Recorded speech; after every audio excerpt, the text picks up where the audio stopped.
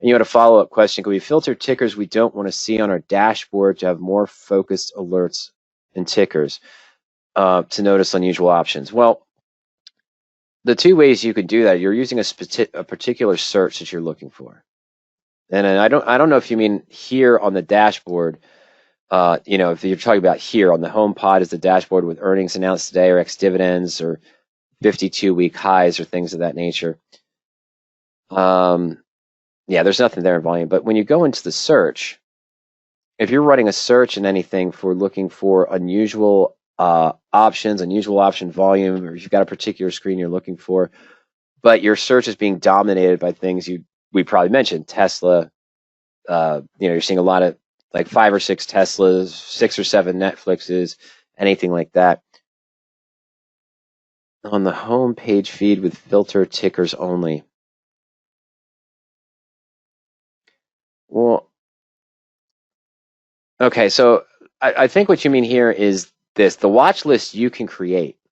The market activity field, the earnings announced today, this is coming up, and as you can see, it's just sorting by the highest market cap. The ex-dividend today's new 52-week highs and lows.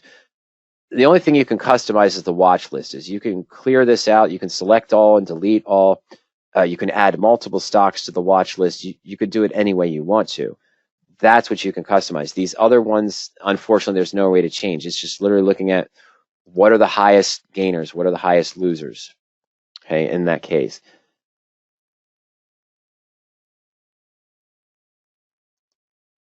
Okay, so, all right, so I think you are talking about the search, not the home page.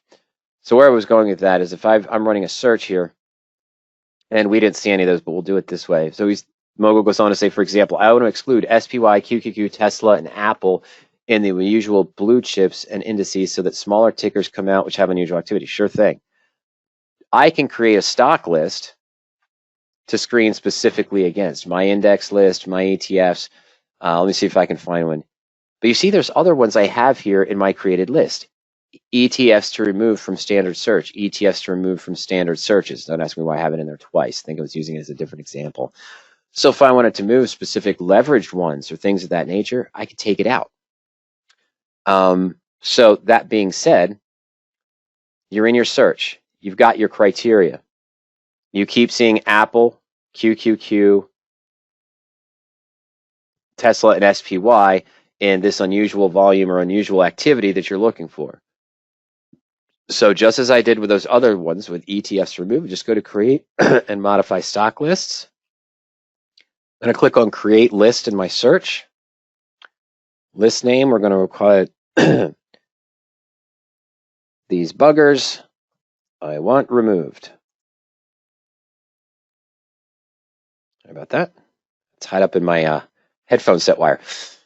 And I don't have to put a description there, but I'll just paste the symbols or type them in. So I want to exclude SPY, QQQ, Apple, sorry, and Tesla.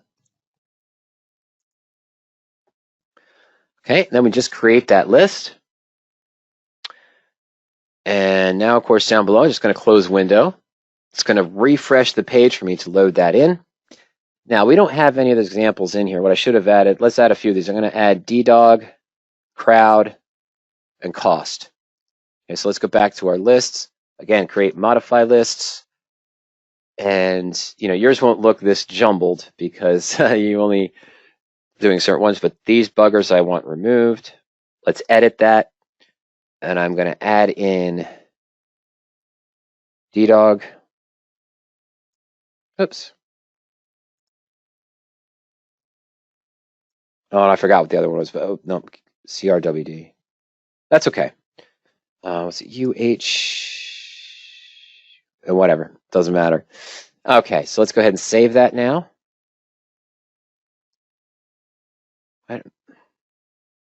Sorry, guys. CRWD. Oh, I put CWRD, didn't I? Okay. But now, what do I have to do? I'm sorry, Mogul. I got to go back to lists. I'm excluding indexes and ETFs. But now I want to exclude, sorry about that, These buggers I want removed. You'll see it here when I run the search. DDOG will definitely out CrowdStrike should have been, and Costco was the other one I forgot. So now that I've selected my list, just submit search. DDOG is gone. Apple would be gone. SPY would be gone. So that's all you have to do. Create a list. But put in the symbols you want removed from your search. Once you save that and you see the page refresh, it'll be available. Select it from the exclude file. Those are the 4 stocks, 4 symbols you want excluded from any search with unusual activity to see more newer stocks, lower price stocks, things of that nature that might come up in those results. That's the easiest way to do it. Just use the list feature and exclude. You can create a watch list too, and then just choose to exclude watch list 2, 3, 4, 5, whichever one you set up. Anytime you create the watch list, it's available. So yep, I could just create one. This is similar to yours. I could add Apple in there, but I'd be removing all of the indexes and the big ETFs. And I could add in, as you mentioned, Apple and Tesla to this list. Then from that list field, I choose to exclude my watch list number 3 from the results, and we would never see them. So you can do it either way. You can create the list on the fly. Like you said, though, you just have 4 or 5. Use one of these watch lists there to create, and then just take them down from there using the list field.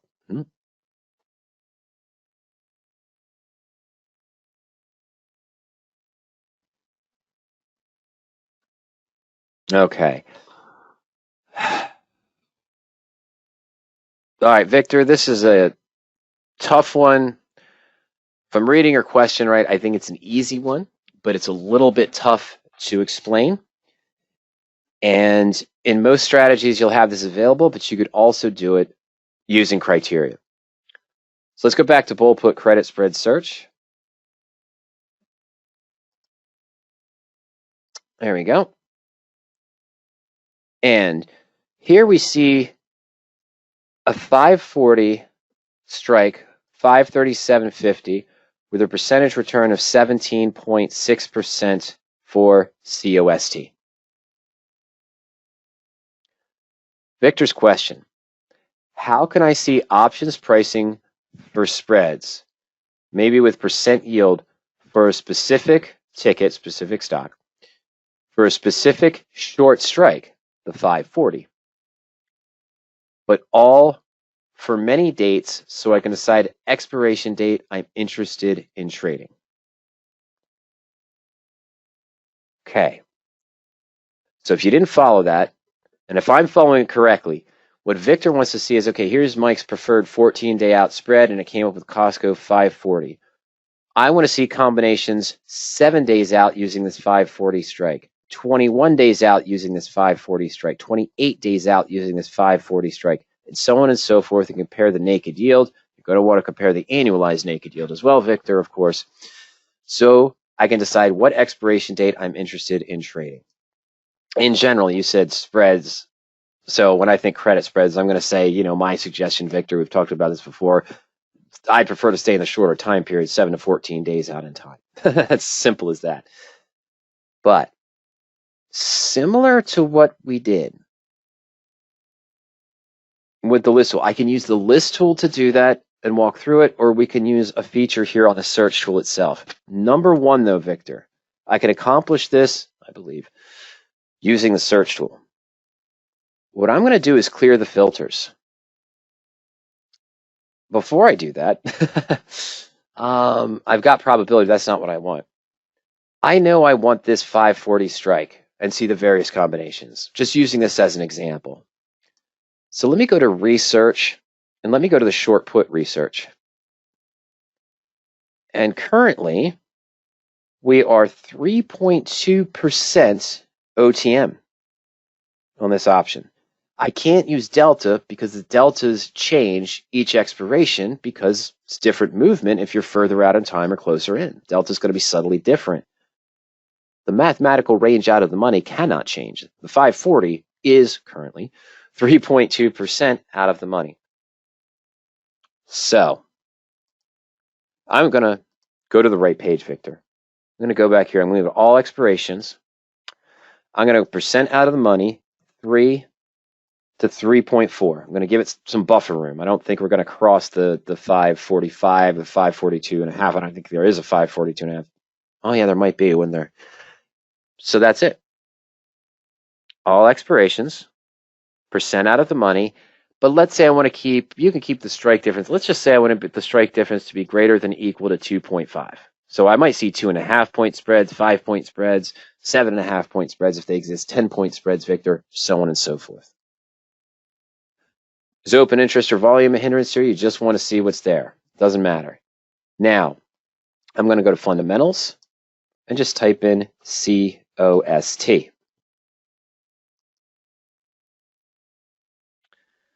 I'm sorting by percentage return. So naturally, things that are 91 days out in time are going to have the highest static return. I should probably be sorting by annualized percentage return, highest, lowest, or you could sort it by highest net credit. You know, if you sort it by highest net credit, you'll get that. And dead on. I'm at all the 540s. So for our 14 days out, I've got the 540, 537.50, 540, 535, 540, 532 and a half. The 21st, 7 days out, 14th. Now, I'm not, the reason why they're jumbled is because I'm sorting by annualized percentage return. Normally, you'd think the 7-day ones are the highest, but due to maybe some bid-ask spread difference or some other combination, even though I don't have the column, again, I would add the column in if I'm using that, Victor, for the percent annualized return. And there you go. How about Apple? What can I see with those? This 3 to 3.4% OTM. Of course, you can add more criteria. Minimum net credit, Victor, other things along those lines. Oops. So there's nothing that's...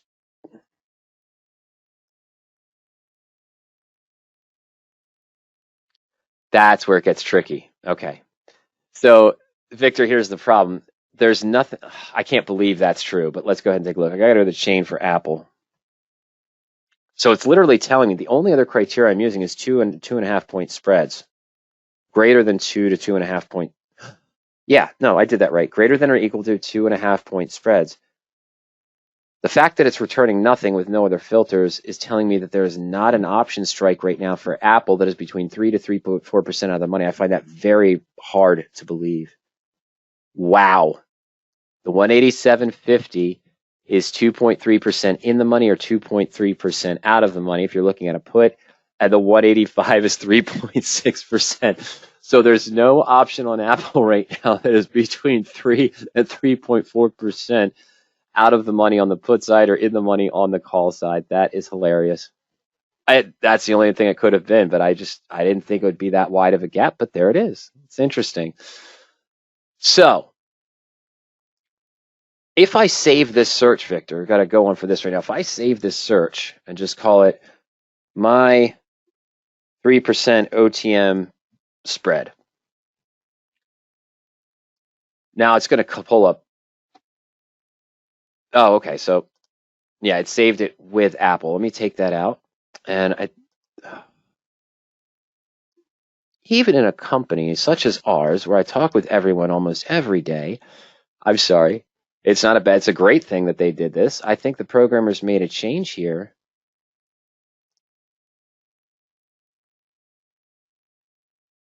Nope, okay. Okay, there it is, good, great. This one, oh no, that's not, I'm sorry, Victor, that's not, my 3 OTM spread is the one I wanted. There it is, okay. It kept Apple in there, but when I save that search the way I did, Victor, this field does not save. As we showed with Mogul, I could create a stock list of just Costco or some of those to see those different strikes. But I'm just going to, what I do for specific situations like this, including what Mogul was talking about, I have unusual option volume searches, percentage option volume I like to look for as well in those cases.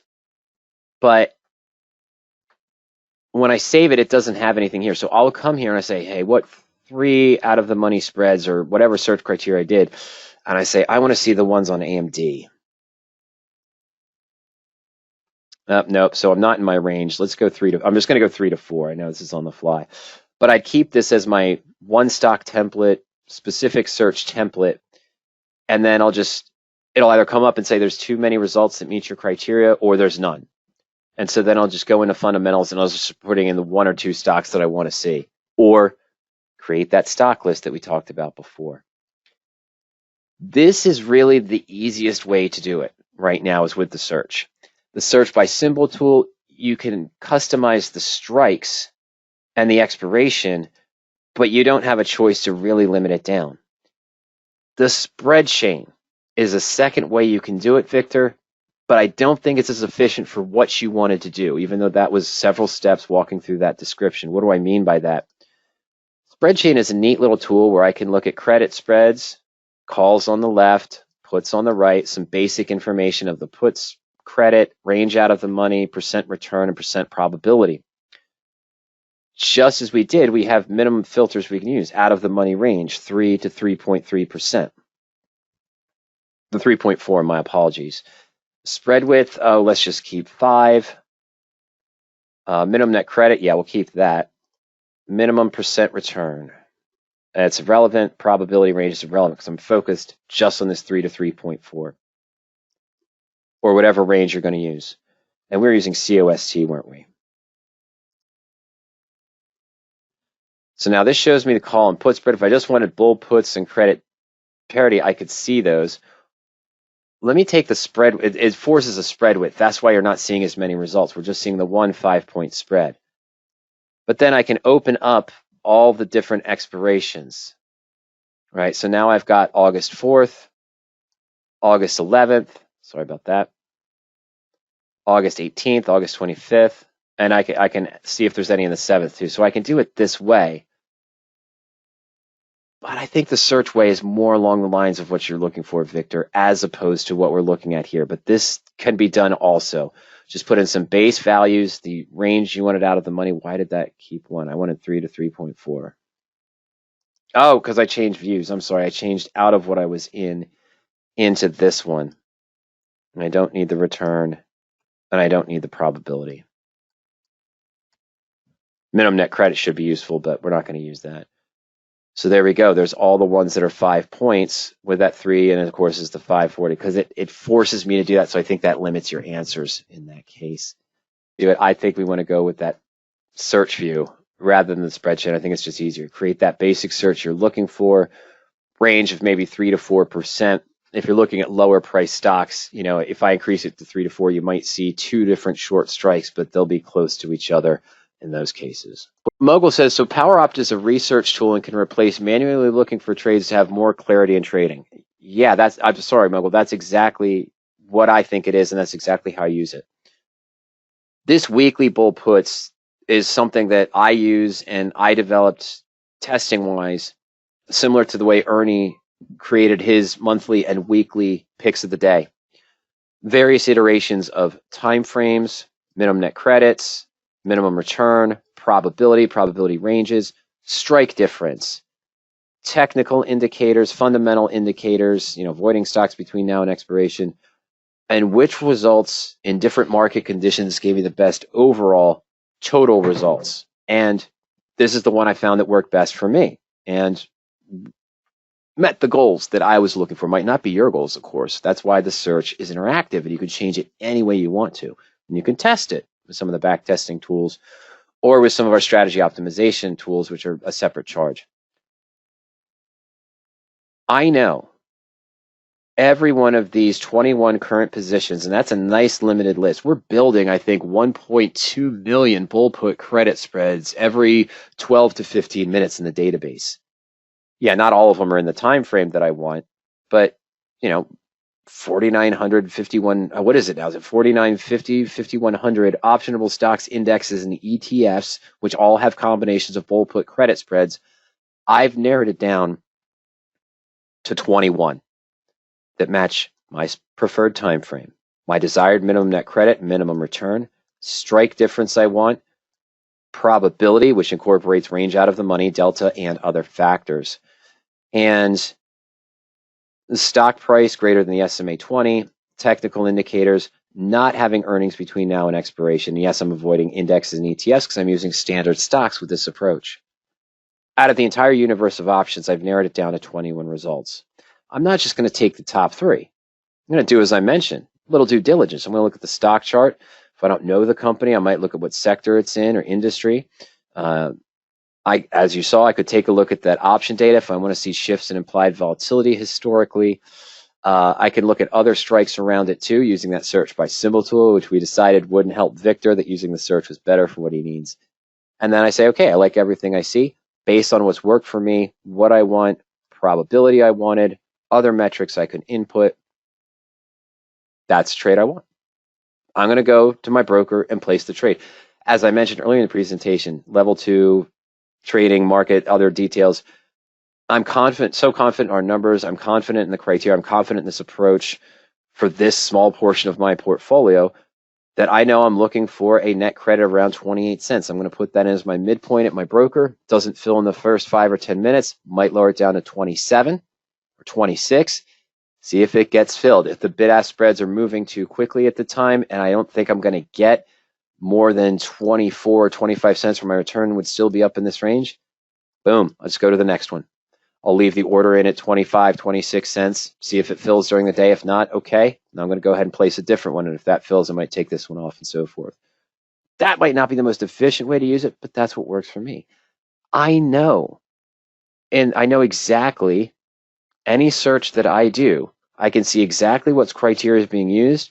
And if I want to make changes to that criteria, I have all the flexibility to do it to what I want for the type of performance, risk tolerance, return goals I have.